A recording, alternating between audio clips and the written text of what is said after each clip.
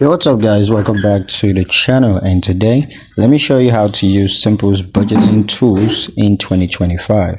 It's going to be a quick one. We're not going to waste much time, so let's jump straight into it. The first step is going to be to log into your Simple account. So go ahead and log into Simple accounts on Simple's website, and you're going to log in using your email address and password, and be sure to make sure that you're using the correct login credentials to access your accounts.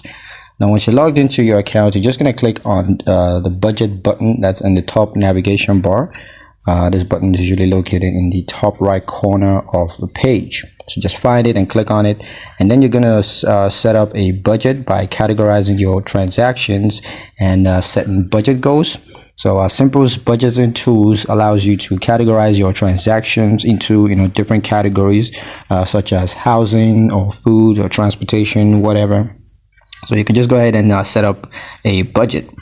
You could always just track your expenses and stay on top of your budget, because Simple's budgeting tool allows you to track expenses over time and see how you're doing, against your budget goals.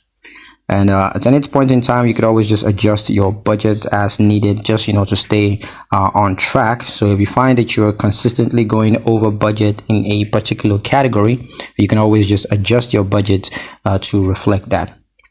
That's pretty much it on how to use Simple's budgeting tools in 2025. I hope you guys liked the video. Hope you found the information useful enough. If you did, like the video, comment down below, let me know what you thought. Share the video with your friends and subscribe to the channel if you haven't done so already, and I'll see you guys in the next one.